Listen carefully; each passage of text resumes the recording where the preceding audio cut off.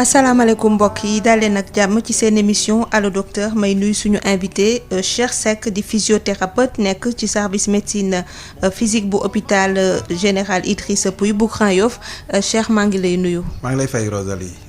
maa ngi profité ci occasion bi aussi di nuyu physiothérapeute yi nekk ci àdduna bi yëpp plus particulièrement ñi nga xam ne ñoo nekk aussi au Sénégal. ñi nga xam ne ñu ngi ci public bi ak ci privé bi ak ñi nga xam ne bokk nañ ci association bi nga xam ni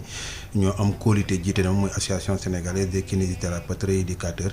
di leen sargal ñoom ñëpp ci bis bu màgg bi nga xam ni tey jii foo dem ci àdduna bi foo am domaine physiothérapie ñu ngi koy célébrer. waaw comme ni nga ko waxee tey mooy journée mondiale de la physiothérapie ñu gën ko xam ci kinésithérapie balaa ñuy ñëw ci terminologie yooyu yëpp docteur nga nekk physiothérapeute ci service médecine physique bu hôpital général Idrissa Pouye médecine physique nan lañ ko mënee jàngat. waaw médecine physique mooy lépp loo xam ne tey jii boo nee physique rek corps la yaram la. médecine mais lépp loo xam ni dafa jëm ci faj boobu mais à travers des mouvements lay doon donc ci li ñuy wax rééducation fonctionnelle c'est-à-dire nit ki bu fekkee dafa juddu cëram yëpp mat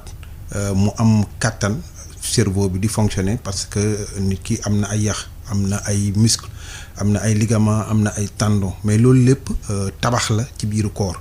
mi ngi mel ni rek nga am sa lampe bi bu amul courant du ñëw bu amee courant aussi il faut que mu am contact donc harmonisation la yooyu yëpp dajaloo mais nit ki bu amee loolu ba pare dina toog mu am soit accident wala mu am feebar bu amee feebar day am luy wàññeeku ci moom loolu wàññeeku ci moom day tax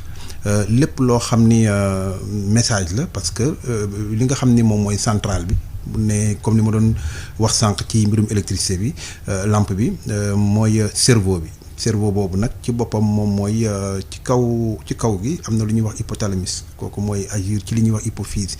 boobu nag ci boppam moom mooy séddale tas ci lépp loo xam ne glande endocrine la xam nga tey ji boo xoolee organe cœur mi ngi ci poumon mi ngi ci rate mi ngi ci foie ngi ci lépp a ngi ci muscle ngi ci mais ku ci nekk rek pour mu fonctionner rek am na lien bu mu mën a am ak leneen jëm ci loolu ba sax na sax ci biir waxtaan bi am na benn feebar bu ñuy wax AVC exemple la bu mën a leeral loolu mooy wax parce que nit ki bopp bi moom li ñuy wax motricité volontaire c'est-à-dire sa cër dara mën na cee bañ a manqué sa muscle dara du ci nekk sa yax dara du ci nekk mais message bi war a jógee ci cerveau bi pour envoyer ko pour nga mën a jël décision pour yëkkati sa loxo wala yëkkati sa tànk message boobu dootul jàll parce que ñaari système nerveux ñoo am na beneen boo xam ni c'est périphérique am na boo xam ni c'est central donc bu déréglé woo loolu borom ci mbirum AVC day dem ba nga xam ne léegi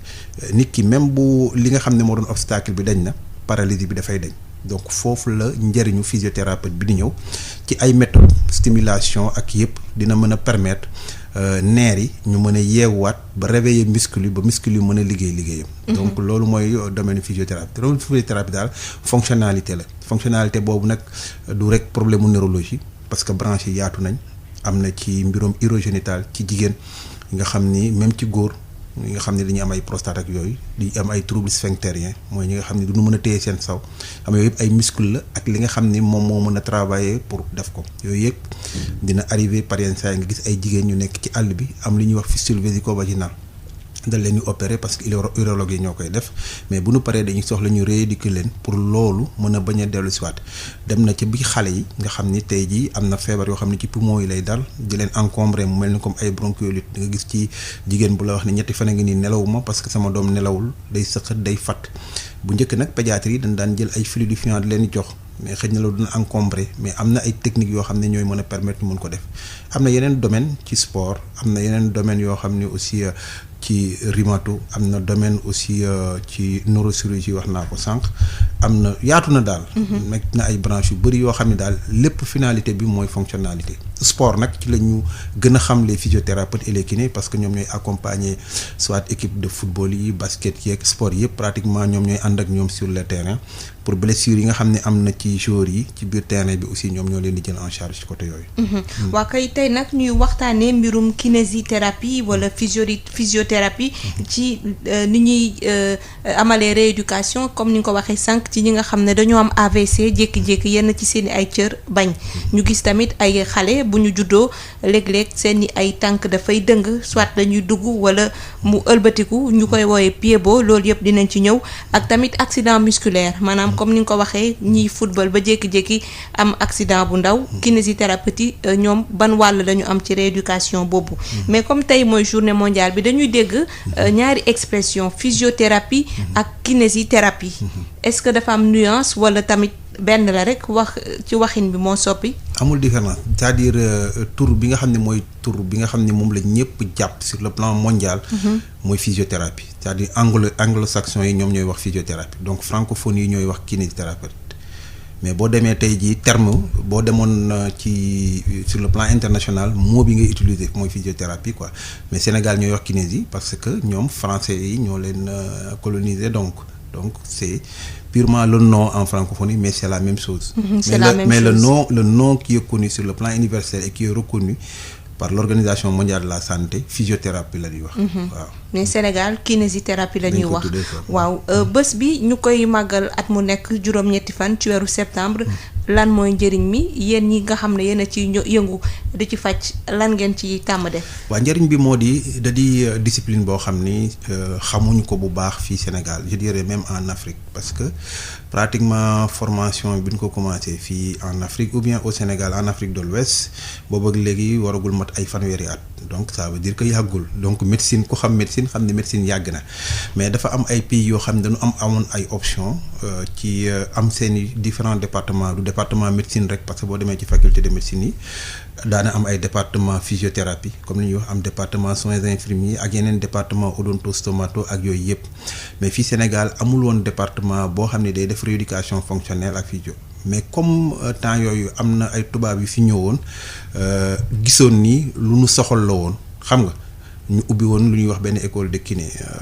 ki ci njëkkoon def naa Rigal la tuddoon donc bi ñu ko ubbee pratiquement fii au niveau de l'Afrique de l'Ouest centre national d'appareillage la nekkoon donc ñi ñu njëkk a formé fii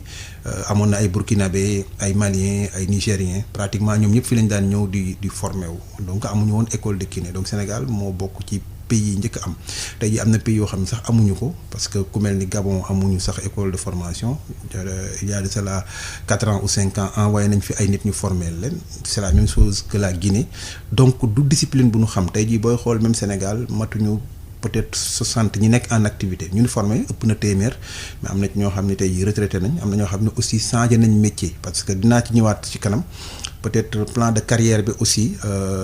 kilifa yi jàppale wuñu pour mën a sawarloo ñi nga xam ne ñooy jàng di uti xam-xam. parce que kii ut xam-xam bëgg na lay xew ci monde bi yëpp te yoon may ko mu mën koo am parce que neexul aussi nit dem à l'étranger jàng ba am 3e cycle am yooyu mais bu ñëwee fii Sénégal du am cadre d'accueil du am ci corps bu ñu koy mën a acquérir au niveau de la fonction publique maanaam ni ma mën a wax ci français mooy du am avantage statutaire lié à leur diplôme de grande valeur académique. loolu lépp dafay poser ay problèmes. sànq wax nga ne kinésithérapie dafa laal domaine yëpp yi nga xam ne ci dafa laaj spécialité ci wàllu médecine mais tey yan mooy seen premier motif de consultation ñiy ñëw ci service kinésithérapie wala comme ni nga ko waxee médecine physique ñan ñoo ci ëpp ñëw ak bu ñu ñëwee lan mooy doon seen jàmbat. waaw li ci ëpp parce que d'habitude malade yi ñëw service yi ñoo leen ñu envoyé. par exemple da nga ciy gis. waa neurologie am seen malade yu def AVC wala yeneen maladies neurologiques ñu nécessité rééducation ñu envoyé ñu ko donc motif de consultation la surtout AVC bëri na trop luñ ciy jot yeneen yi aussi ay gaañu yu ndaw lu mel ne ay rëq-rëq mooy entorse ci tànk yooyu aussi bëri na mais feebar bi nga xam ne aussi bëri na ñu koy gis mooy problème arthrose ñu bëri dañuy jàmbat ay problème arthrose surtout suñu mag ñi paa yi ak mère yi nga xam ni seen yaram dafa xaw a même xale yu xaw a ndaw sax yenn yi dina leen dal donc en dehors de l'arthrose ay feebaru ndigg yuy metti aussi ay genre lombalgie lombosciatalgie parce que de plus en plus dañuy am sédentarisme duñu bouger lu bëri on est dans des salles climatisées bu ñu génnee ci oto la ñuy dugg donc bu nekkee ci bureau aussi ci chaise la ñuy toog tiim ordinateur yi day dem sax ba du yem rek ci rachis cervical bi léegi ñu ci bëri rachis lombaire bi mooy ndigg li wala dos bi léegi ñu ci bëri dañuy plaindre loos buy metti jëm ci ay loxo parce que li ñuy sëgg ci machine yi ak ordinateur day yàgg te boo demee ba yenn année yi nga am 40 ans déjà dafay am signe d'arthrose yu commencé am ci rachis cervical bi donc boo nekkee ci yenn position yi te surtout muscle bi nga xam ne tey jii moo nekk ci loos yi muscle trapèze ni mu configuré wu boo ci defee 2 heures ou 3 heures de temps yenn conditions yi rek daf lay indil méttitu loos yooyu donc yooyu ay feebar la yu bëri yu ni am na aussi yoo xam ne ay genre tétraplégie maanaam nit ñi nga xam ne dañuy am accident circulation d'habitude ñu am choc ci seen ndigg ba bu ñu ñëwee seen tànk yi dañuy paralyser du ñu mën a dox wala demeen dinañ am ci yeneen domaine am na ñoo xam ne bu leen opérer prostate aussi dañuy nécessité ñu ñëw ci ñun ñu leen di jël dañuy jël ba jël aussi jigéen ñi nga xam ni dañuy ëmb parce que dañuy def li ñuy wax rééducation pré per et postpartum c'est-à-dire ki nga xam ni moment avant muy ëmb la ak moment bu muy ëmb parce que ëmb boo koy def sa biir dafay yokk te biir bu yokk muscle la dafay tiire wu te buy tiire wu day jëm ci kanam lu muy gën di tiire ci kanam li nga xam ne mooy ndigg li day gën di lemu c'est-à-dire day cambré loolu lépp interligne articulaire yi nga xam ne neer yi fa la ñuy nekk day dem ba pare saa yi boo ëmbee day indi ay métit mais aussi boo accouché ba pare li ñuy wax involution utérine parce que utérus bi dafa war a delluwaat donc sa biir dafa war a wàññeekuwaat nga travailler ko ba nga xam ne yow mii doo am benn doom ñaari doom rek mel ni ku am juróom fukki at. wala lu topp donc yooyu yëpp dañ koy ci domaine physiothérapie la beneen bi ci domaine sport la par exemple dinañ am ay accident sportif yoo xam ni comme wax naa ko sànq entorse mën na ci nekk fracture mën na ci nekk mën na nekk rupture ligamentaire que ça soit ligament latéraux yi nekk ci genoux yi wala ligament croisé yi que ça soit aussi mën na nekk ay contracture mën na nekk ay courbature mën na nekk ay crampes mën na nekk ay élongation mën na nekk ay rupture musculaire mën na nekk ay contusion yooyu yëpp ay affection la yoo xam ni mën na dar sportif bi nga xam ne mi ngi nekk ci biir terrain bi te loolu bu ko dalee dina soxla ku ko mën a assister pour que mu mën ko jël en charge. li ñuy dooree nag ci wàllu prise en charge bi mooy nit ñi nga xam ne dañoo am feebaru AVC dañuy dégg souvent ñuy ne dañuy dem ci kinésithérapeute masseur bi est-ce que mën nga ñu expliquer processus bi naka la kii de toog tànkam wala benn côté mënatul dem bu ñu yegsee ci yéen seen liggéey naka lay demee noo leen di def ba amal rééducation te dañuy dégg tamit ñu ne séance yi dafay bëri il faut nga dem tey demaat plusieurs séances loolu yëpp naka lañ koy def. c'est important ci loolu nga wax séance day bëri moo tax nit ki warul di yàkkamti ci genre feebar yooyu parce que dañuy yaakaar ni dañuy def rééducation comme li ñuy wax massage bi rek ci benn weer am na yoo xam mën na dem 4 mois am na ci yoo xam ni par exemple paraplégie tétraplégie mën nga dem sax ba ay 2 ans ba lu ko ëpp mais loolu ça dépend ci lésion bi nu mu toll ci au plan cérébral ci scanner bi joxe mais AVC moom bu xasee ba am fa muy jiitu mooy ci neurologue bi kooku moom mooy ki nga xam ni moom moo koy defal scanner xool lan mooy AVC bi parce que ñaari type la dañuy wax AVC ischémique ak AVC hémorragique mais bu ci nekk yëpp day am lésion parce que dafay mel ni rek say plante garab yu teg nga war ko di ko arroser ndox ma ko doon arroser moo dul ñëw parce que vaisseau yi nga xam ne ñoo ko waroon alimenter soit dañoo bouché wala ñu dagg donc dafay créer lu ñuy wax anoxie tissulaire ci biir cerveau boobu bu créer anoxie tissulaire ci biir cerveau boobu dafay mel ni rek mën nga am sa lampe comme ni nga koy wax sànq lampe bi baax na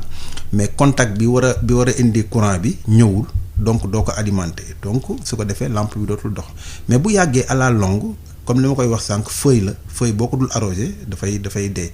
donc dee boo muy def dootul mën a envoyer message yi nga xam ni mooy envoyer message ñu jaar ci neer yooyu ñëw ci muscle bi stimuler muscle mën a contracter pour nga mën a yëkkati loxo yi mais nag li tax bu amee atteinte boobu ngay gis ni benn côté moom moo feebar beneen côté bi du feebar c'est parce que cerveau dafa am ñaari hémisphère ñuy wax hémisphère cérébral gauche ak hémisphère cérébral droit maintenant bu dee lésion bi ci hémisphère cérébral droit bi la paralysie bi ci côté gauche lay nekk parce que foofu lien bi dafa croisé wu c'est-à-dire hémisphère cérébral droit moom mooy alimenter lépp luy côté gauche beneen côté bi bu dee côté droite bi côté droit bi hémisphère cérébral gauche moo koy alimenter. loolu tax boo gisee paralysie ci côté gauche xamal ni hémisphère cérébral droit bi moom moo am lésion donc ci côté boobu lañ koy def maintenant bu neurologue bi ñëwee lenn moo ciy am soit mu lever obstacle bu dee caillot de sang la mu joxe ay yoo xam ni soit day dilater vaisseau bi wala mu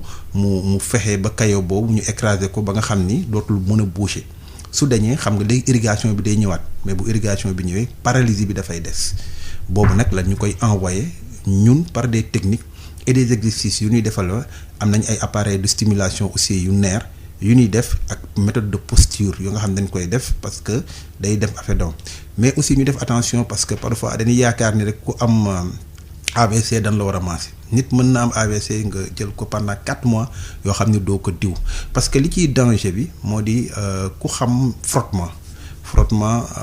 même feu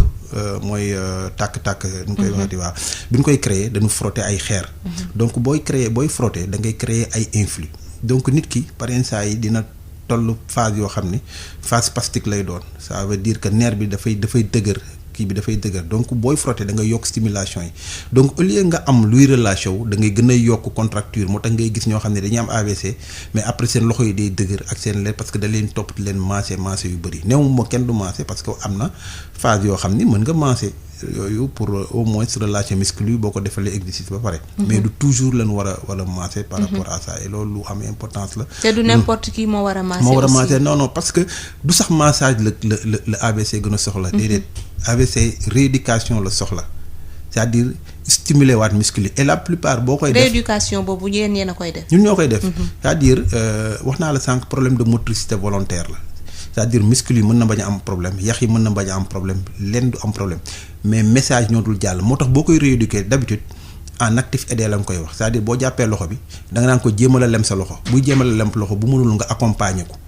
moom muy jël conscience ni moom mooy def travail bi tant que moom jëlul conscience ni moom mooy def travail bi du mën a dem. fan yi am nañ ci malade yu am AVC mais pour ñoom dañuy yaakaar ne dama leen jóg leen ngeen taxaw bu ñu taxawee ñoom pour ñoom dañuy yaakaar dañuy daanu man leen. da ngeen a jël conscience d'abord ni côté gauche bi yëpp baax na c'est-à-dire nit mën na taxawee benn côté kese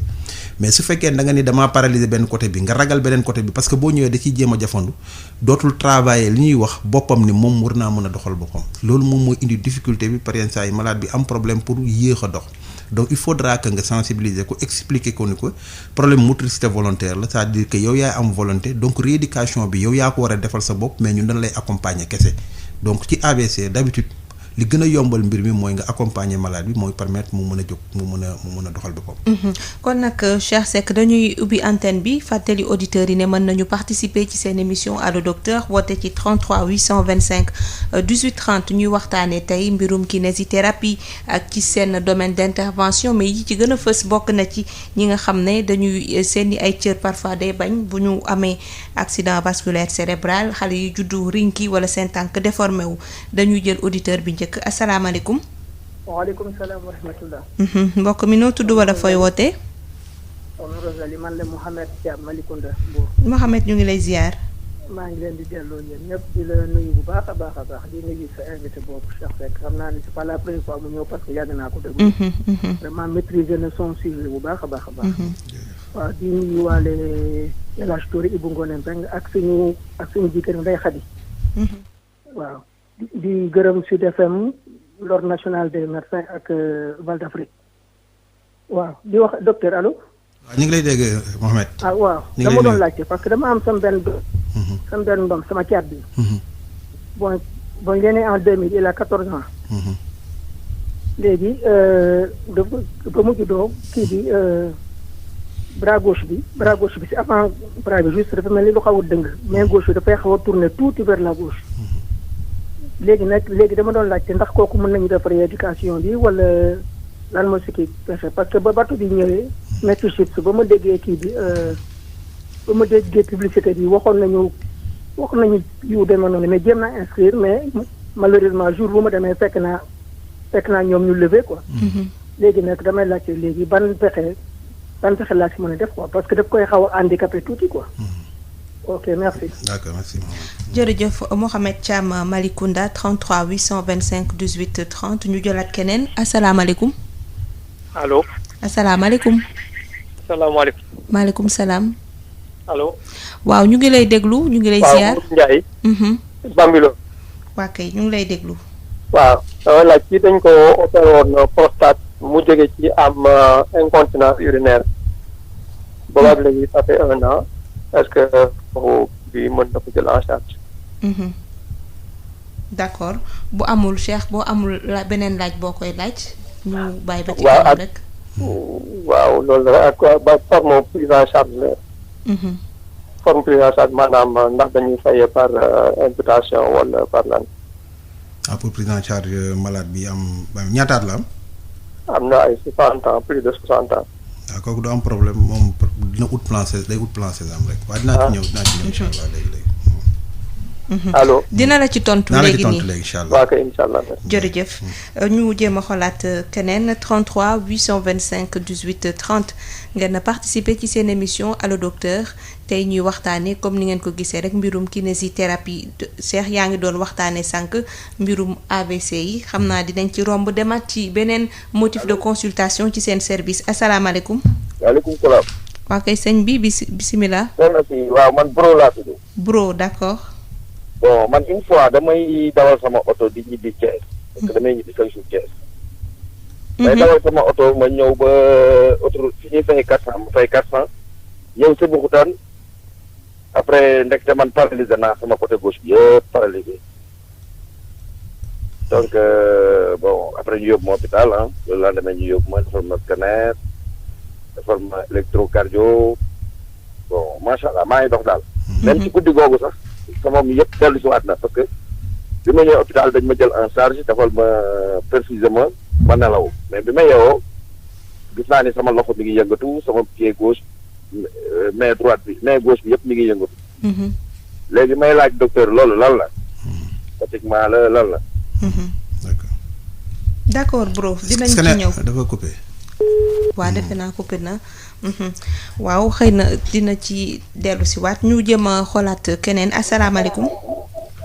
maaleykum salaam wa rahmatullah. ñu ngi lay ziar sëñ bi noo tudd wala fooy wootee. waaw soxna Rosalie Ibou Ngone Mbengue bi yëmbal. Ibou Ngone ñu ngi lay déglu. ñoo ngi lay ziar bu baax. ñu ngi delloo ziar waaw dama ko doon laaj paralysé lan moo koy sabab ndax dañuy gis ñoo xamante ni dañuy nekk seen diggu activité. mais dañuy xëy rek jékki-jékki rek mel ni dañuy miir wala dara ñu daanu ñu yeex leen bi après dañu mel ni dañ ci ànd ak paralysé des fois dañ ci gis ñoo xam ne seen wax làmmiñ bi dafay doxee damm loolu ñu bëggoon a xam lan moo koy sabab bi ko ñaareel. des fois nit ci day jékki-jékki rek ci benn côté mel ni lu xaw a crampe boo xam ne daf naan jëdd daal ba day naxtaan teeg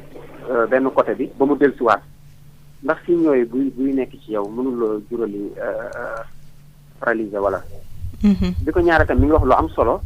ci xale yi nga xam ne dañuy judd seen tànk yi di wëlbatiku ndax daf ci bëri façon am ñoo xam ne dañuy judd ñoo xam ne dañuy nooj wala ñu rinki man gisoon naa ci loo xam ne bi mu juddoo tànk bi ci oom bi noonu day mel ni lu ñëw ci dënn bi mais bi mu toppee faju docteur dafa dem ba dafa dellusi ak ñu koy dàmp ak yooyu noonu may dëggal ni loolu wax na man mosoon naa ko gis quoi. suma benn mbokk waaye yàlla dogal na faj nañ ko ba mu wér. bu ko defee kon ñoo ngi rafetlu émission bi ak ni ngeen ko lay taayee. jërëjëf bu baax a baax. jërëjëf Ibou Ngone woote yëmbal ñu jéem a xoolaat beneen auditeur asalaamaaleykum. asalaamaaleykum.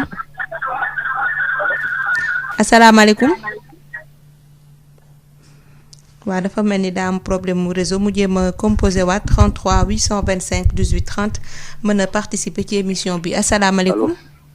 allo. asalaamaaleykum. waaw maaleykum salaam wa rahmatullah. ñu ngi lay ziar sëñ bi.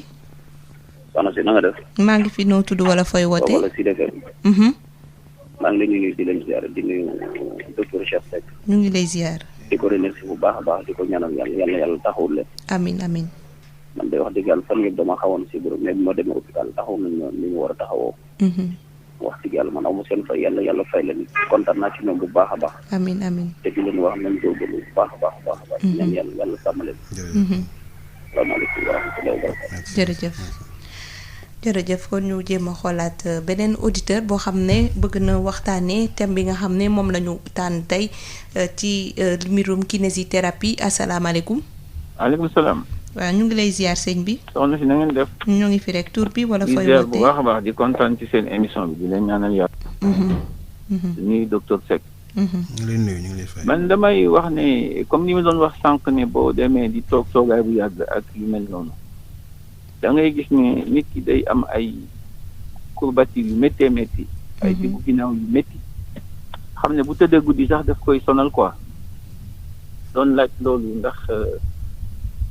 mën nañ ko saafara wala déet ak nan la ñuy def dem nañ ci ay docteur am na ci ñoo xam jox nañ la garab ñu jox la ay frotté ñu jox la ay pompe mais daal ba léegi ça persiste quoi. Effectivement nag xam naa toogaay bi ak dawal bi yenn saa yi nga dem def long voyage bi naaw des fois sax mu tiiree te si sa ndigg bi mel ni lu tàng jër ay neer ak yooyu. ñu doon laaj loolu ndax am nañ ci saafara di leen ñaanal di leen remercier bu baax. jërëjëf ci laaj bi di nga ci tontu ci kanam tuuti dañu jëlaat benn wala ñaari auditeur su ko defee nga mën leen tontu asalaamaaleykum. aleykum salaam. ñu ngi lay ziar soxna si. waaw ñu ngi leen ziar su dee tam. man la Ndeye Diouf ci Lami Thiès. Ndeye Diouf ci Lami Thiès. Ndeye Diouf ñu ngi lay ziar. waaw ñu delloo ziar. li ma bëggoon laaj mooy xëy na sax loolu du branche am. mais dama gis en général ñi nga xam ne dañu am AVC côté droite ñuy am problème mu wax ma bëgg a xam cause bi daal lan moo koy waral. loolu la rek laa doon laaj de passage may ñuy jéem ba laay Thiès. di leen remercier nag seen waxtaan am na solo trop merci beaucoup. ñu ngi lay jaajëfal Ndeye Diouf wootee Thiès ñu jëlaat beneen auditeur asalaamaaleykum. waaleykum salaam wa rahmatulah. ñu ngi lay ziar sëñ bi. waaw ñu ngi nuyu bu baax soxna Marie Rose. ñu ngi lay nuyu bu baax di lay ziar. ñu ngi lay fay bu baax tur bi wala fooy wootee. invité. Asmalik Ndaw la. waa kay Asmalik ñu ngi lay déglu. waaw maa ngi nuyu ñëpp di nuyu surtout waa amical des auditeurs de Sud FM. di jaajëfal vraiment émission bi ngeen def. dëgg yàlla am na solo la. jërëjëf mais question bi muy ñëw pour docteur. mooy dafa naa bëggoon wax na ko sax sànq ni xaw na ko posé muy par exemple man daf may faral di dal souvent léeg-léeg da ngay tëdd nga yeewu nga sentir na sa loxo bi day mel ni loo xamante ni dafa mel ni lu dee comme ni ñu ko mën a waxee ci olof ko day mel ni loo xamante ni dafay mel ni fonctionné wu mais après nga def tuuti mouvement nga gis mu jëlaat normal. loolu laa bëggoon xam loolu lan moo koy def ak loolu lan mooy conséquence yi mën a jur pour ñu mën ko xam daal. waaw loolu laa doon posé. jërëjëf As Malick Ndaw ñu jéem a xoolaat bu dee am na auditeur bu dugg ñu jël ko sinon rek après ñu tëjandi antenne bi asalaamaaleykum.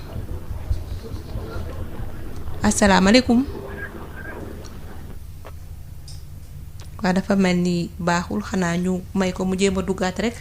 balaa ñuy tontu auditeurs yi jot a dugg 33 825 18 30 jëmale ci seen yaay laaj soxal mbirum kinésithérapie ak seen yaay domaine d'intervention may fàttali auditeurs yi ne tey mooy journée mondiale physiothérapie kinésithérapie ñuy waxtaanee lépp lu laale ak pratique boobu asalaamaaleykum. waaleykum salaam. ñu ngi lay ziar sëñ bi. waaw maa ngi wootee Parcelles. waa kay ñu ngi lay déglu. waaw man dama laaj syndrome inflammatoire chronique moom laa am dañu ko dem mën daal sama tànk yi ñooy métti te man def naa EMG def naa ay analyse mais daal jël ma di bindal ma kii bu ma def kinésie def naa kinésie 10 séances mais dara après bi laat ma ko mu daal problème tànk yi métti laa am ma bëggoon ma di formation la moo ci tane daal. problème mu tànk yu métti nga am. waaw def naa EMG. mais dañ ne ma da nga amee kii spasmophilie ma def ay analyse mu génne ma syndrome inflammatoire chronique def naa scanner tamit daal lépp wax na def naa ko mais ba tey daal tànk yi lay métti. ça fait 2 ans nag. ça fait 2 ans d'accord. waaw defe naa laaj bi leer na Cheikh di nga leen mën a tontu dañuy njëkk tontu laaju Mohamed Thiam bu wootee Malicounda ne dafa amoon benn doomam caatam 14 ans nee na dafa loxo gauche bi dafa mel ni lu tourné jëm côté gauche nee na ndax ci stade bi mu toll ndax rééducation da ciy possible. d'abord damay profiter pour gërëm ñëpp ñi nga xam ni woote nañ. ci question yi nga xam ni ay question yu am solo la yi nu laaj damay commencer rek ci Mohamed di ko gërëm ci appréciation par rapport à l'émission di ko wax bon saa yoo gisee nit am benn déformation mën na nekk yax bi mën na ko causer déformation bi aussi mën na nekk tendon comme mën na nekk aussi muscle bu nee muscle bi aussi mën na nekk nerf mu nekk paralysé par yenn saa yi nga gis muscle day am faiblesse bu amee faiblesse ci boppam dootul jouer rôle bi mu war a jouer donc position bi loxo bi nekkee day dem ba dafay làgg ci loolu day dem ba laal yax yi mu dem articulation donc tey jii bu fekkee ni moom dafa ne xale bi noonu la juddulaale soit mën na nekk paralysie obstétricale du plexus brachial mais d'habitude loolu buy doog a judd ci xale da leen di teel a jër di travailler pour mën ko récupérer mais am na foo xam ne aussi il faut que moom mu dem soit consultation en orthopédie su fekkee ñoom gis nañ ko ñoom dinañ xam lan moo indi dëng-dëng boobu su fekkee lu ñu war a opérer la je pense que chirurgien orthopédiste yi wala pédiatre dinañ ko opérer su fekkee ni par exemple dafa nécessité opération ci lañ ñu koy envoyer ñun ñu xool nan la ñuy defee pour récupération sur le plan articulaire bu dee sur le plan nerveux ñu def ko sur le plan musculaire ñu def ko loolu daal laa ko mën a toog na dem consultation en orthopédie même à la pédiatrie dinañ ko wax exactement lan la bu ñu ko waxee lan la à partir de là bu fekkee rajo la nañ rajo xool ndax am yax bi moom moo indi déformation bi su fekkee comme li waa ji wax sànq ay EMG yooyu yëpp dañu xool sa nerf ak ay affaire de électromyogramme sa muscle du moins nu mun a defee am na yoo xam ne aussi dañuy xool nerf ndax mën na conduire parce que ji boo bëggee def courant te fil bi dafa faible dafa ne courant bi war a ñëw du bëri yooyu yëpp bu ñu demee ba xam lan la ci lañ koy mën a orienter donc loolu laa ko mën a tontu par rapport à cette question quoi. ñu ñëw ci laaju Ndiaye woote Bambilor ne dafa am benn mbokkam bu ñu opéré prostate mais depuis lors dafa am incontinence urinaire nee na am na plus de 60 ans nag ndax loolu prise en charge mën na ci nekk. ak mu ngi doon laajte aussi condition de prise en charge yi naka lay demee day fay ak yooyu. waaw d'habitude ñi am prostate bu leen urologue yi opéré ba pare dañu ñu koy envoyé ñu. mais xam nga tey jii man mënuma prévoir loo xam parce que intervention aussi ça dépend su fekkee ne intervention bi lépp li mu waroon delloo nañ ko aussi dafay yombal ki nga xam ne mooy def rééducation mu mën ko def mais dina toll foo xam ne am na ñoo xam ne aussi seeni situation dina avancer de telle sorte que parce que day am leneen lu muy lal néew ma loolu la quoi. par exemple saa yi mën na am prostate kese mais mu nekk néew genre cancer boo xam ne day nekk ci biir peut-être mën nañ ko bañ a xam comme mën nañ koo xam te loolu aussi bu laawaale ci yenn yi dafay jafe mais mën na bañ a nekk lool mais daal lu mu ci mënti doon je pense que mën na delluwaat urologie ci urologue bi ko opéré woon parce que normalement bu ñu ko opéré pré war nañ ko envoyé dama xamul ndax mës na def rééducation wala def rééducation parce que il arrive parfois ñu opéré nit ñu ne leen dem leen ngeen def rééducation mais ñoom duñ ci sawar duñ def rééducation ba affaire yi muscle yi lâché wu d'une façon xam nga rééduquer xale parce que muscle lu ndaw la. mooy gën a yomb ki nga xam ni mag la parce que looy den di dem mag sa muscle di gën a relâché wu mi mel ni rek nga bëgg a renforcer muscle koo xam ne am na plus de 100 ans bokkul ak ki nga xam ne tey jii boo bëggee jeune la boo bëggee travailler muscle day répondre rapidement. donc lu muy gën a teel ñu mën a ñëw bu dee prise en charge defe naa ni léegi yooyu amatul problème ci structure sanitaire yi d'ailleurs même loolu lu ñuy rafetlu la ci politique bi nga xam ne def nañ ko en matière de santé au Sénégal parce que dafa am élément bu fondamental bu ñuy wax accessibilité géographique ak accessibilité financière accessibilité géographique mooy nan fexe ba fépp foo xam ni nit dëkk na fa mu mën a am bërëbu fajukaay waaye aussi na fexe ba kooku aussi bu amee xaalis ak bu amul xaalis mën na faju te tey jii ku am 60 ans rek defe naa ni avec le plan Sésame mën na la permettre nga dem ci structure sanitaire yi ñu faj la te doo fay dara quoi. donc je pense que bu fekkee ni ñëw na mais nag du dem rek uti plan Sésame day dem ut consultation bu nga ko consulter pare carte bi ñu koy jox carte rendez-vous moom lay dem ñu defal ko ci benn plan Sésame muy lettre de garantie mais na fekk aussi mu am li ñuy wax carte d'identité numérisée c'est-à-dire bu amee carte d'identité rek moom bu demee dañ ko defal plan Sésame su ko defee bu ñëwee du fay dara pour faj bi quoi. Buro moom mu ngi doon expliquer ne dafa doon dawal oto di dem Thiès mu jékki-jékki toll ci benn niveau mu am côté gauche bi yëpp paralysé mu fanaan hôpital mais daal bi mu yeewoo gis na ne lépp ñëwaat na à la normale bëggoon na xam nag lan mooy faral di indi genre mbir yooyu. waaw bu dee paralysie côté gauche la mu jël tànk bi ak loxo gauche bi ça veut dire que hémisphère cérébral droit bi fa la mbir mi amee. maintenant lan moo ko indi ak lan moo indi loolu xanaa xamoon ni bon mën naa wax ni du question wu caillot de sang rek moo mën a indi AVC tey jii mi ngi meloon ne rek nga jël nit nga dóor ko yat ci bopp boo ko dóoree ci bopp bu fekkee dafa am comprimé mi ngi mel wala mu am fiilu ndox buy dem racole boo ci jógee ñàkk ndox boobu di dafay alimentation bi day wàññeeku. donc wàññeeku mën na indi loolu maintenant mën na nekk mu am li ñuy wax AVC forme frustre mooy loo xam ne daf lay tësati rek c'est-à-dire comme feebar yoo xam ne du la tëral mais daf lay tësati donc peut-être mën na nekk loolu mën na nekk AVC forme fixe comme aussi mën na am beneen lésion bu mu mën a am ci boppam peut-être te xamuñu ko mais loolu comme li may wax sànq moo tax may laaj sànq avant muy couper lan la résultat scanner bi joxe parce que scanner bi moo lay mën a permettre nga xam exactement lan moo indi loolu ko dal. et nee na defal nañ ko scanner malheureusement bi ma koy bëgg a laaj ndax scanner bi lan la révélé comme résultat fekk na boobu mu coupé. waaw Ibou Ngoné nee na li ko jaaxal des fois nga gis nit ku nekk ci pleine activité ci diggu dooleem jékki-jékki rek mel ni kuy miir daanu bu jógee nag day daal di am paralysie parfois sax nga gis koo xam ne kàddu gi dafay modifié wu wax ji du demee noonu mu bëggoon xam genre mbir yooyu tamit lan moo koy faral di indi. c'est-à-dire nit dafa complexe te nit daanu na sax parce que dafa def lu ñuy wax hypoglycémie nit daanu na parce que tension am dafa jóg nit daanu na parce que tension am dafa wàcc lépp loo gis équilibre la donc mën na bañ a am sax mu nekk ci musculam wala mu nekk paralysé. nit bu toogee aussi naaj bu tàng wala yenn conditions yi mën na koo daaneel donc loolu mën na daaneel nit moo tax par exemple am na ñoo xam ne mënoo leen taxaw loolu yàgg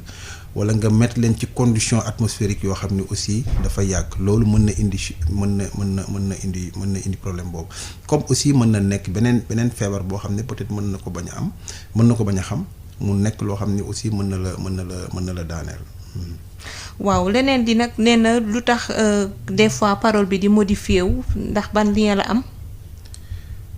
parolu. nee na ñi ci daanu jaaree fa am paralysie. souvent waaw paralysie mooy li ma la xam nga am na ko posé question sànq je ne sais pas ndax moom la am déet ne day gis ñi AVC côté droit. d'habitude voilà ndey moo ko posé voilà exactement. la plupart dañuy gis parce que nit ku nekk dafa am li ñuy wax nerf yi nekk ci yaram bi. ci bopp bi dafa am lu nekk tey jii bët yi nerf yi leen di alimenter c'est au niveau occipital la nekk donc boo amee lésion fii mën na répercuter wu ci bët yi nerf yi alimenter peut-être gémmiñ gi côté paralysie bi xëj na ci hémisphère gauche bi la ñu ëppee lu nekk moo tax bu lésion bu peut-être nekk foofu moo tax d'habitude day accompagner loolu c'est-à-dire foo gis rek même nit sax dañuy wax li ñuy wax territoire dermatome c'est-à-dire dañ ko délimiter en zone ça veut dire zone bu nekk. bu fekkee am na fa lésion mën nga xam ban nerf lan laal parce que nerf boobu mooy alimenter zone boobu muy ci mbagg mi muy ci dënn bi muy ci tànk yi fu ci nekk tey ji am na foo xam ne bu amee lésion rek war nga xam ban nerf normalement moom lañ touché. donc loolu moom mooy waral par rapport à situation. donc moo tax la plupart du temps c'est vrai ñi am hémiplégie d'ailleurs sax ñoom ñoo gën a jafe pour récupération que hémiplégie gauche. bon lu nu constaté la quoi mais ñi am hémiplégie gauche ñooy gën a gaaw toujours pour récupérer que ñi am hémiplégie côté droit. waaw beneen laajam mooy des fois nga gis ku jékki-jékki rek am côté ci benn côté bi mu crampe. subitement mais du ci mën dara mais quelque temps après bu defee yenn mouvement dafay ñëwaat à la normale. mooy li ma la wax xam nga nerf day conduire influx lu ñuy wax influx nerveux. xam nga wax naa sànq ni. boo amoon sa raakool ndox muy def nga jogg ci boo ci joggee ndox mi dootul alimenter c'est la même chose. nerf yi aussi day transmettre ay messages donc boo ko comprimé muscles yi la war a stimuler donc moment boobu day nagam mi ngi mel ni nga tëdd sa loxo boo ci tëddee lu yàgg lu mat 1 heure de temps wala 2 heures de temps d'habitude boo yeewoo dootoo yëgati sa loxo. parce que de un voilà courant bi dematul woon mais aussi alimentation moo naan sang bi waroon alimenter cellules yi dematul woon. d'ailleurs même boo gisee la plupart du temps yenn feebar yi nit ki yaram bi cellules yi di mortifié wu c'est parce que alimentation bi nga xam ne sang bi moo ko waroon indi moo dul dem bu demee day dem ba cellules yi day dee et la plupart du temps da ngay amputé loolu bëri na ci ay feebar lu ci mel ni ay diabète yooyu moo tax day dem ba nit ki yaram bi foofu day dee dootul sentir dara parce que neer yi ci boppam ñoom ñoo dee bu neer yi sentir finalement li ngay obligé def mooy nga amputer partie boobu parce que góom bi day gën a wér parce que nit ki du sentir ci benn douleur dootul sentir benn partie ci tànkam boobu. nee na nag ndax loolu amee ko di ko dundee lu yàgg amul conséquence bañ a dem. mën a xam nan la nit moom bon peut-être ñun amuñu réflexe boobu mais bu dee ci tubaab yi moom même bu la dara jotul sax ñoom dañuy def régulièrement seen bilan ci lu nekk mais bon fii xam nga au Sénégal pour def bilan aussi xaalis la. xëy na ñoom chance bi ñu am dañu am système d'assurance maladie qui leur permettre que ñu koy utiliser sans pour autant ñu fay mais tey jii boo fi bëggoon def bilan bu complet au bas mot di nga am 200 000 wala 300 000 yoo war a mën a génne te loolu xam nga xaw ma ñaata nga yéen bu ma wax dara xaw ma ñaata saaku ceeb nga ci mën a jënd ak affaire dem noonu donc nit ñi la plupart du temps balaa ñuy dem hôpital fekk na feebar nañ te sax duñ dem hôpital dañ leen di yóbbu. la plupart man dama naan Sénégalais yi dañ leen di yóbbu hôpital mais du ñoom ñooy demal seen bopp hôpital. alors que war nga mën a am réflexe dem def sa bilan mais loolu ñi am barke ñoo ko mën. waaw mais maintenant comme ñi ngi liggéey ci li ñuy wax couverture maladie universelle xëy na mën na dem ba tey jii ku ci nekk di nga am système d'assurance wala de couverture maladie qui te permettra que dootoo génneti sa poste saa yoo feebaree da ngay dem faju ji et loolu lu mën a nekk la politique la boo xam ni il suffit d'avoir le financement et pourquoi mënuñu ko endosser loo Sénégal yi à travers les produits yi ñuy jaay parce que tey jii produit bu fiy dugg même facture courant bu fekkoon ne bu ci nekk teg nañ ci 1 franc bu ñu ko dajalee loolu lépp def ko ci benn fonds boo xam ni pour la couverture nit ñi mën nañu dem ba sax ba dootuñu jënd ticket pour ay hôpitaux dañ leen di faj gratuitement parce que am na fonds boo xam ne disponible na pour ça et c'est possible. Il suffit de l'organiser pour mu mën a réussir. laaj bu mujj bu Ibou Ngoné dafa relatif ak xale yi nga xam ne dañuy juddu yenn saay seen tànk yi rënki wala mu x wala nee na dafa nekkoon nag mu ngi joxe exemple benn xale boo xam ne genou bi dafa doon mel luy ñëw ci poitrine bi mais après plusieurs rééducations c'est revenu à la normale moom nag expérience la doon joxe pour justifier rek ne que ça peut se faire ça peut se traiter. waaw ñi ngi rafetlu pour nit ñi mën a comprendre ñu bañ a fataliste. et la plupart du temps gis naa ay mag yoo xam ne dem nañ bu mënatuñu woon dox parce que seeni parents dañu wax ni ay jinne la wala affaire dama noonu or gis nga yi ñu lay wax nii que muy pied valgus bu muy wax noonu que muy pied bovaris équin dañ ci waxtaan léegi ci kanam que muy paralysie obstétricale du plexus brachial feebar la yoo xam ni bu xale bi judduwaale li koy indi mooy position bi muy nekk ci biir yaayam wala moment bi ñuy def accouchement xëy na ñu xëcc loxo bi bu baax. gis nga boo ko teelee indi la plupart du temps xale bi dina def parce que xale avantage am moo di yaxam dafa dëgëragul dafa muus ça veut dire que moo tax damm-damm xale mooy gën a yomb pour wér que damm-damm mag en même temps aussi rééduquer ko mooy gën a yomb en même temps avantage bi xale am mooy xale day màgg et la plupart plus que muy màgg dafay corriger boppam rééduquer nu mu tuddati même boo ko accompagner mu dem loolu mooy avantage donc li muy wax nii dëgg la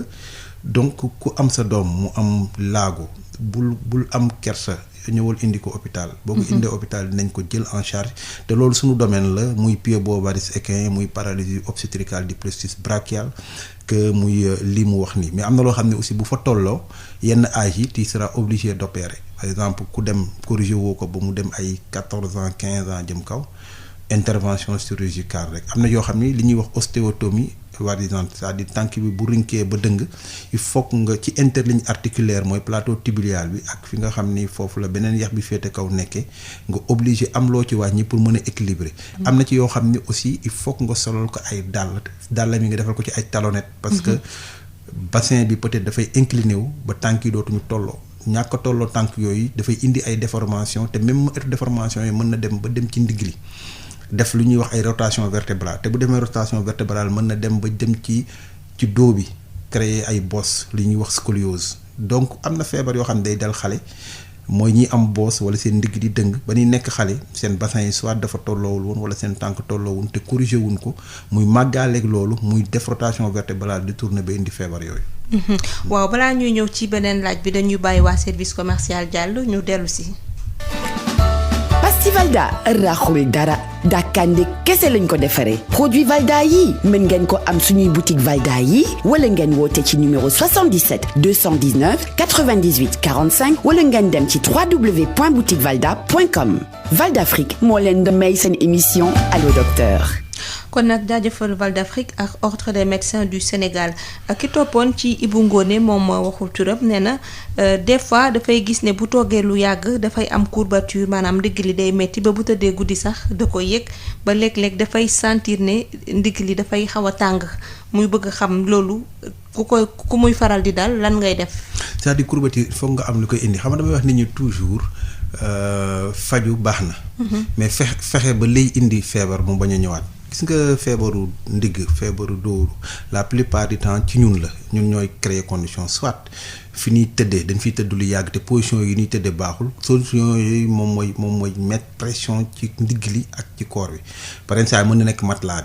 bi am na matelas yoo xam ni par exemple da nga ciy dugg mu noox noonu nga ciy tëdd noonu moo tax par exemple nit di am ay torticolis wala loosam di metti parce que njegenaay bi muy tëddee moo adapté wul ak courbure rachis-cervicale donc loolu mën na nekk ñeneen yi mooy aussi li ñuy toog ci ay chaise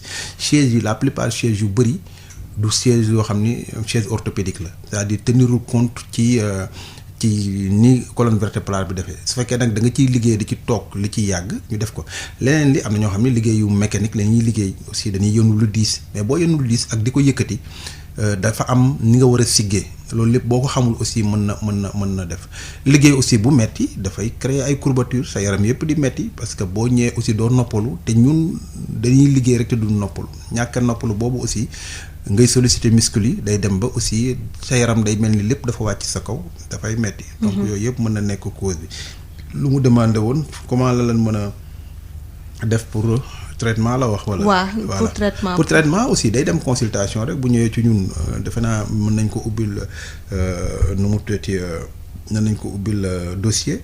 xool ko bon mun ko defee la yenn examen def li ñuy xam sànq dama ko fàtte wax bilan la ñuy defal malade parce que malade bu fa ñëw aussi il faut que ñu defal la lu ñuy wax bilan bi moo di bu fekkee ni ci yaram la dañuy xool sa articulation bu ci nekk ay cotation la di nga xam bu ci nekk ban la faible loolu moo lay permettre nga définir protocole de traitement même bu dee AVC aussi il faut nga def bilan neurologique bilan yi nga xam ni yëpp dina permettre nga xam lii mooy déficit am ci ngay mettre en place ton protocole de traitement. donc bu ñëwee bu ñu ko defalee bilan aussi xool la mooy cause bi dinañ ko mën a jël en charge. waaw Ndeye Diouf moom li muy laajte mooy lan moo tax ñi faral di am AVC côté droite ñoom ñuy am problème de parole maanaam wax ji du demee noonu lan moo koy indi. boo wax naa ko sànq. xam nga maa ngi wax sànq nerf yi même li ñuy wax dermatome ci yaram c'est-à-dire tey jii am na foo xam ne surface boo dem ci corps dina wax nerf ba ko alimenté donc wax naa la sànq bi may ci njëlbeen gi ni la expliquer la ni hémisphère cérébral gauche moom mooy alimenté wax naa la sànq même bët nerf yi nga xam ne ñoom ñoo ko yor ñu ngi nekk ci cuukeel bi ci ndong li de la même chose aussi li nga xam ne mooy nerf yi alimenté gémmiñ geeg bakkan yi ci côté boobu la na gën a nekk xëñ na moo tax buy paralysie bi di am di mën a ànd ak moom donc loolu mën na indi explication bi.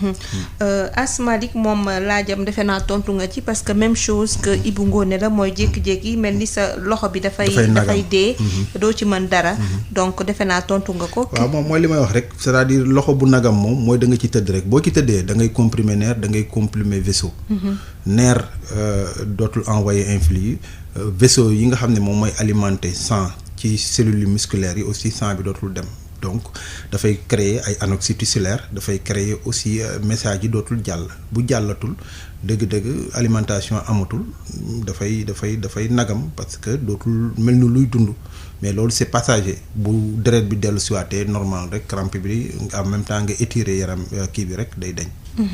waaw kii wootee parcelle moom laajam nee na dafa am problème mu tànk nee na def na EMG def kinésithérapie 10 séances mais daal dafay am problème te nee na def na ay quelques examens ñu ne ko dafa am spasmophilie ak syndrome inflammatoire chronique. moom nag dafa bëgg xam. voilà bon xam nga déjà moom définir na diagnostic am. c'est pas très clair la plupart ces gens de maladies day ñëw néewuñu nag du wér.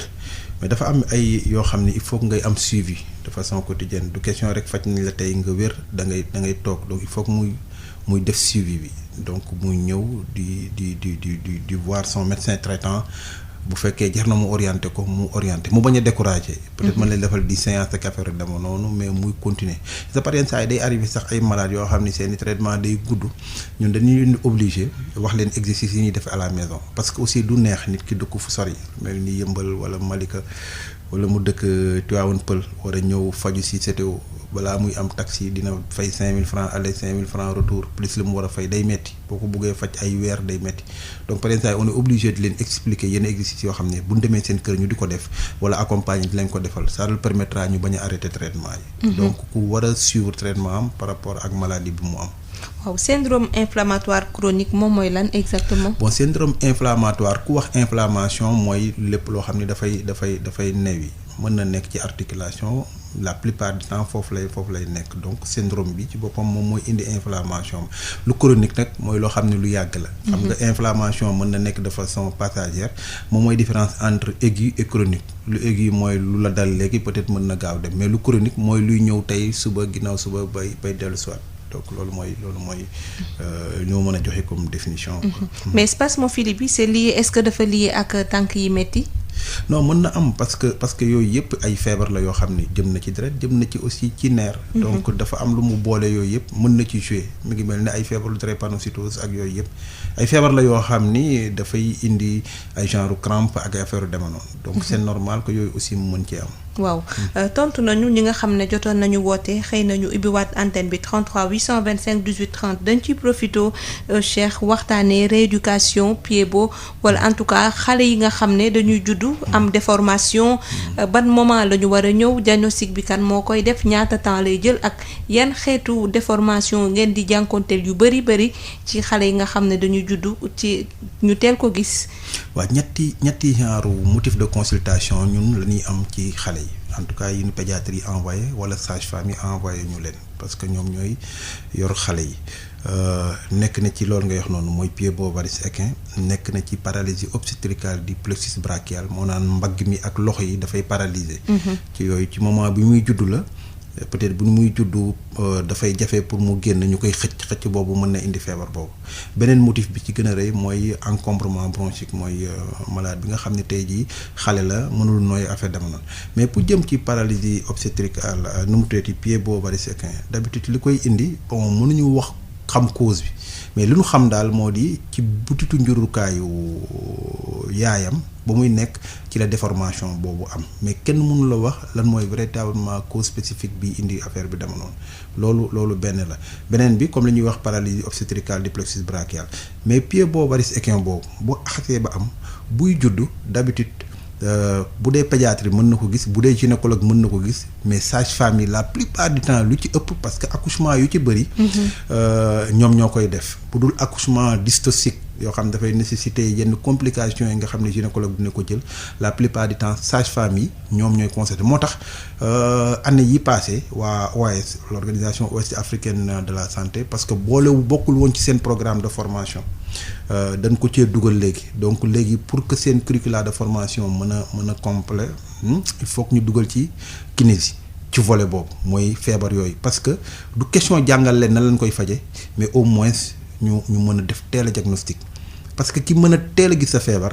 dimbale na à plus de 80% que ñu koy yéex a jóg donc la plupart du temps sage-femme ñoo ni orienté ba léegi ñun dañ leen di jox cours ci école sage-femme yépp di leen jàngal nan la ñuy xàmmee genre tànk yooyu ni mu mel ak bu ñu ko xàmmee nan lañ leen di orienté ci fi nga xam ni fa la ñu war a mën a dem ñu def ko fa. mais maintenant su fekkee ni loolu teel na ñu teel leen orienté ñu leen mën a teel a jël boobu la plupart du temps comme li may wax dañ leen di defal ay genre mobilisation ak ay posture yooyu mën na def de façon manuelle nga koy def mën nga utiliser ay élastoplast di ko fixer mais am na yoo xam ni dina dem foo xam ne aussi gars yi utiliser nañ yeneen méthode li ñuy wax ay méthode Ponseti méthode boobu ay genre plâtre la ça veut dire que heure boo corriger ba nga xam ne am na loo am da nga koy immobiliser mën na nekk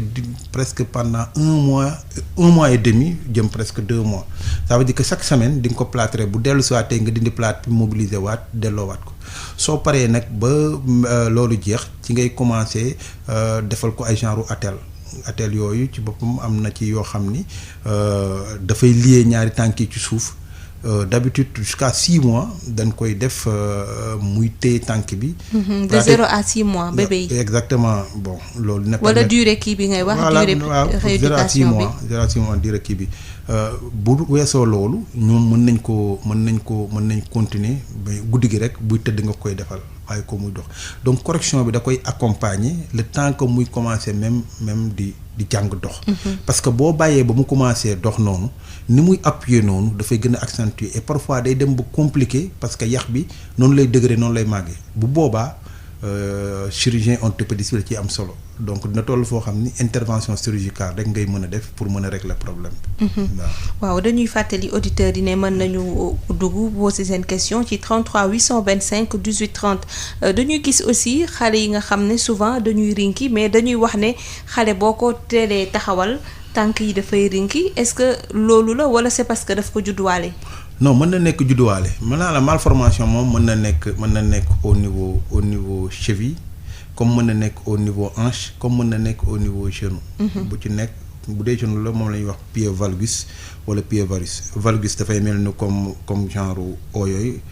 varice du moins day mel ni genre O yooyu mais beneen bi day mel ni comme genre X lay doon. loo koy gis moo di d'habitude ci au niveau plateau tibial yi ci foofu lay nekkee fa lay déformation bi di amee mais mën na nekk aussi moment bi nga koy boot parce que ñun dañuy bëri ay bootu genre kangourou yooyu boo koy def waxuma la jaune bi mais mën na intervenir sax ci hanche yi parce que da ngay ubbi toujours tànk bi quoi.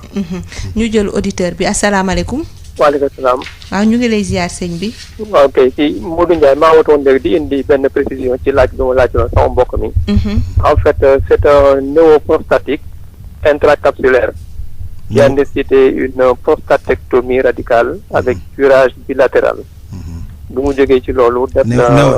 ci rééducation chez un privé. am na amélioration après kinésie bi ne ko léegi 10 séances yi baax na le reste da ngay continuer def ay exercices de Kegel à la maison. bon amoon na amélioration mais ça persiste jusqu'à présent ça fait presque 1 an. néew nga wax de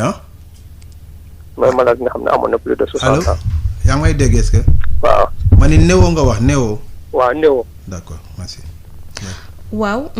waaw mooy terme bi ma doon utiliser c'est un terme scientifique mooy li ma doon expliquer sànq quoi. donc ça veut dire que rejoindre na ci li ma doon wax. waaw la plupart du temps néewuñu mënuñu faj mais xam nga doo xam état de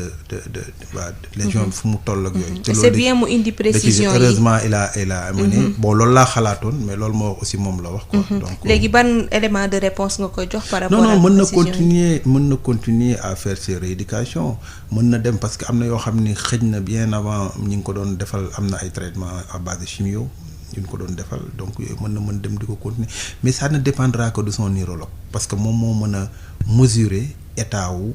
fi mu toll. donc il faut que mu delluwaat urologie dem gisi son médecin urologue moo ko mën a wax lu leer avant muy dem rééducation. waaw na dem gisi urologue ba pare moom dina ko wax lu leer par rapport à ça. d'accord 33 825 18 30 sànq nga doon expliquer ne souvent problème mu tànk yi rinki bu ñu ñuy bootee xale yi ak utilisation kangourou yeeg yooyu mën na ko indi mën nga ci gën a bon néew ma ne moo koy joxe. mais mën na nekk lu ko favoriser. wala lu koy mën a yokk parce que xam nga xale day màgg te position bi nga ko defee rek noonu lay màggaale. donc ça peut être la cause ça peut être un facteur favorisant ça peut ne pas être la cause mais ça peut être un facteur favorisant donc néew ma bu nu boote noonu mais buñ ko abuser ba muy yàgg parce que mën na ubbi hanche yi surtout hanche yi sax surtout foofu la ñuy gën a am problème te bu hanche yi ubbee ko tànk yi day arqué. yooyu dafay jouer ci loolu. waaw genre mbir yooyu est-ce que xaar ba xale bi commencé dox ba dëgër 2 ans 3 ans nga gis xale bu X wala mu rinki torop est-ce que commencer rééducation bi ci âge boobu c'est recommandé wala c'est parce que ñu bari il faut que xale bi commencé dox pour ñu mën ko constater donc quel est le ban moment moo idéal pour prise en charge bi. non la plupart du temps sax. nee naa la xale buy màgg mën na corriger boppam. am na ñoo xam ne mën nañ judduwaale seen tànk irk mais bu ñuy màgg day corriger boppam au moment de la croissance am na yoo xam ne aussi c'est purement génétique c'est familial quoi. C'est familial. am na yoo xam ne c'est familial seen c'est-à-dire bon xam nga nu ma ko mën a expliquer. C'est héréditaire. et c'est voilà le mot. c'est loolu la quoi la plupart du temps c'est voilà. C'est héréditaire exactement. waaw ñu jël ki nekk ci ligne bi asalaamaaleykum. waaleykum salaam allo. maa ngi lay ziar sëñ bi. waaw soxna si la ngeen def. ñu ngi fii. alhamdulilah baarakallah. noo tudd wala fooy wootee. man Ousmane Diouf laa tudd. Ousmane ñu ngi lay déglu. Malika waaw. waaw dama am lu may laaj maanaam man dama am sama tànk bi bu may dox. maanaam su ma bëggee dox lu mat 200 mètres. day jékki-jékki sama tànk bi day metti di mel luy bloqué luy chargé day dem nga xam ne dootuma ko mën a yëkkati. léegi nag loolu moom mu jaaxal xamal lan ci gi nag lay jàpp ci bi lay jàpp maanaam fi tàmbalee ci suuf ci pied bi ci suuf jam sa ci kaw. wala damay toog ba mu yàgg ba ma fudditoon nii nga gis jékki-jékki si bi dafa mel ni lu crampe mel ni dafa day mel ni lu lemu nga xam ne day metti. su ma ko jàppee bës ko après mu door a bàyyi. mais d'habitude buy metti benn tànk rek ay metti de ñaari. benn tànk rek lay metti waaw mais ñaari bu ñu metteendoo droite bi. waaw d'accord.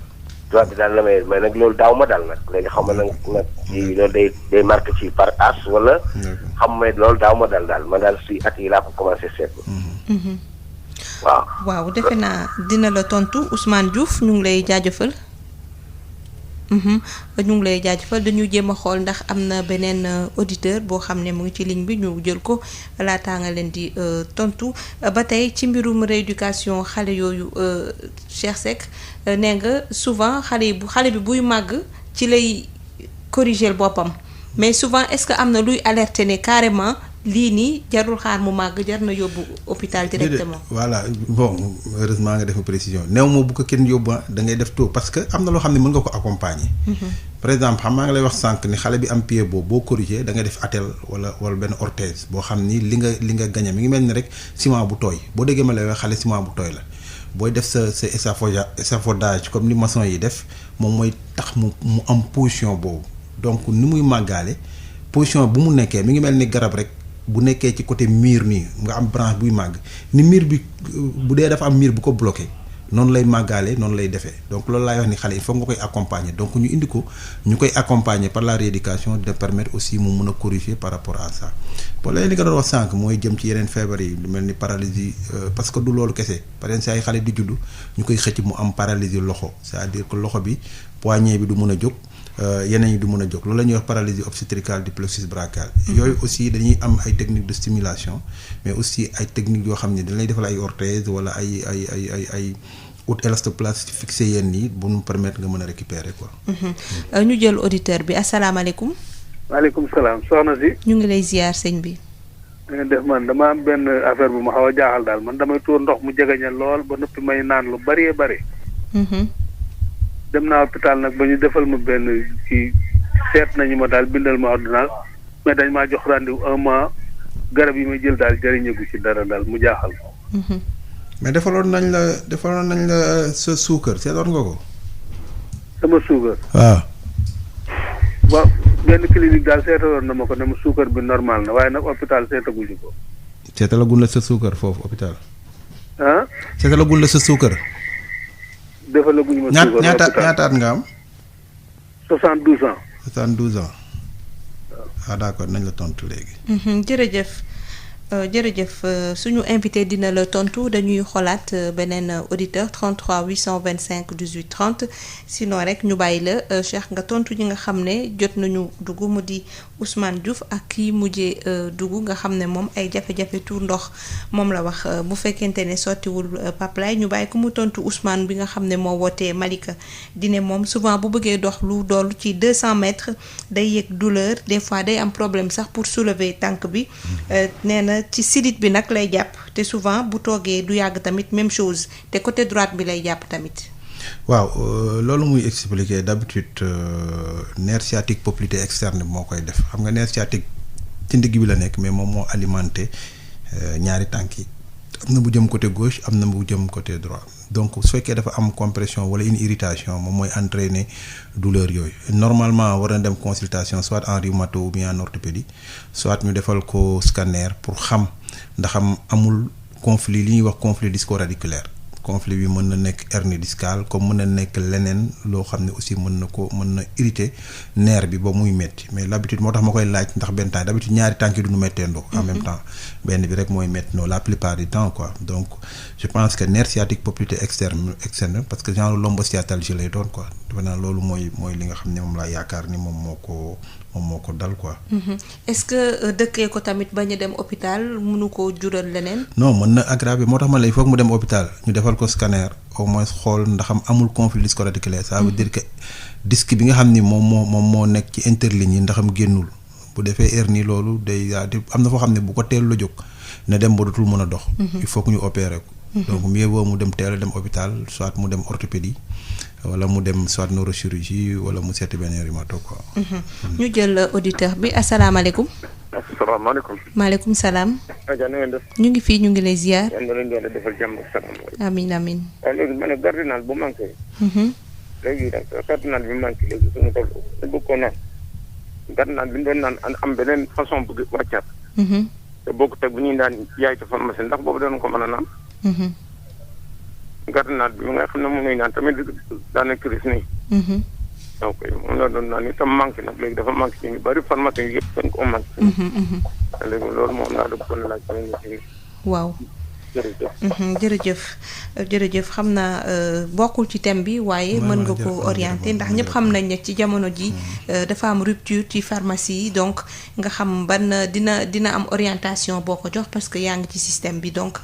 33 825 18 30 ñu jéem a jël beneen auditeur bu nekk ci ligne bi ñuy waxtaanee ba tey mbirum kinésithérapie physiothérapie ak domaine d'intervention yi asalaamaaleykum.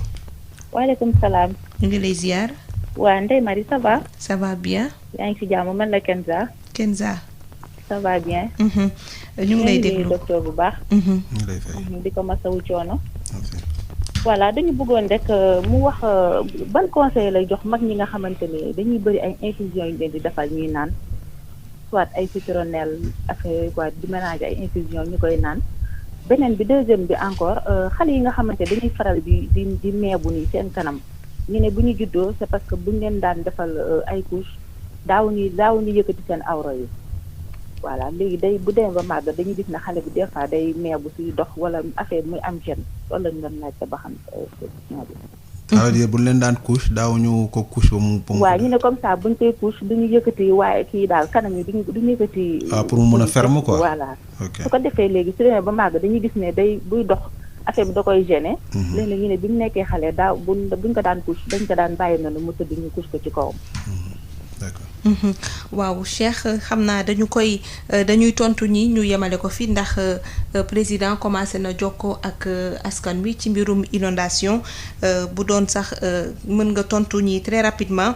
ki woote woon sànq di ne moom na 72 ans te moom buy tuur ndox dafay jegeyantoo jël na ay garab ñu jox ko rendez-vous dans un mois mais. gisu ci tan daal. waaw xam nga bu dee saw bu bëri d'habitude dañuy wax polyurie ak polydipsie ça veut dire day naan lu bëri day saw lu bëri soit moo tax ma koy laaj ndax suukar am na sànq mën na nekk suukar comme aussi mën na nekk problème prostate la plupart du temps ñaari feebar yooyu. signes yooyu dina ciy feeñ donc loolu laa mën a wax pour mën a gagner pour ñëw ci nga xam ne waxu garrénal turam dëgg sax du garrénal phénobarbital. donc pour man base moléculaire moo ci am importance. c'est-à-dire garab bu nekk bu dee paracétamol tey jii mën nga gis doliprane mën nga gis ay garab yoo xam ni mais lépp paracétamol lañ ko defee donc pour man molécule bi nga xam ni de base bi moom moo ci ëpp importance su fekkee ni base bi phénobarbital la pour man dosage bi mooy leneen élément bi ci ëpp solo ñaar yooyu bu ñu ko réglé rek y a aucun problème. je pense que loolu la quoi pour affaire infusion citronnelle infusion moom baax na ci mag parce que dafay faciliter digestion day faciliter leneen. mais maintenant mag boo te naan bu bëri dalay saw lu bëri te am na loo xam ne yenn infusion yi day wàcce sa tension parce que plus que ngay saw lu bëri aussi dafay wàcce sa tension te bu fekkee nit koo xam tension am day wàcc mën na indi yeneen i jafe-jafe. donc loolu laa mën a tontu ci loolu xam na lu mu wax ci xale yi. ci mbirum couche yi. waaw mbirum couche yi couche moom boo koy def na ferme quoi na ferme complètement que muy mag que muy xale. parce que nit ki mënoo ko bàyyi lépp luy organam muy relâché wu bu relâché à la longue daf koy indil jafe-jafe donc loolu mooy élément fondamental c'est dommage peut-être le président va parler mais on aurait parlé des problèmes musculaires yi am ci accident yi sur les sportifs parce que temps yi gis nañ ni Covid bi dafa taxoon pratiquement championnat yëpp arrêté nañ ko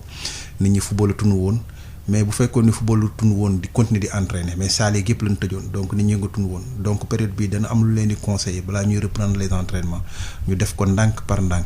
s'il le faut sax ñu dem seet seen kër ndaxam kii na éviter parce que accident musculaire yëpp yu koy indi type d'accident musculaire yi nag mën nañ ci def plusieurs catégories bu njëkk bi mooy ñi nga xam ne accident musculaire sans lésion c'est-à-dire du am benn dagg-dagg ci biir mooy lu ñu doon wax crampe yeeg contracture yeeg demee noonu mais am na yoo xam ne am lésion mais lésion intrinsèque la mooy ay élongation ay rupture musculaire ak yooyu beneen bi mujj moom mooy yi nga xam ni dafay am kii extrinsèque yooyu ay genre contusion la mën na nekk ay hernie nekk affaire yu demee noonu donc loolu daal en résumé laa mën a wax sur le plan sportif di gërëm ñëpp aussi comme président moom bu waree wax moom kenn mënu ci foofu teg te auteur yaa ngi ci kii donc ñu delloowaat waaw kon nag dama lay jaajëfal bu baax Cheikh Seck di fàttali ne kinésithérapeute nga nekk président association sénégalaise des kinésithérapeutes et rééducateurs du Sénégal di jaajëfal auditeurs yi ak Pape Lay Dieye mi féete woon ci machine bi jaa ngeen jëf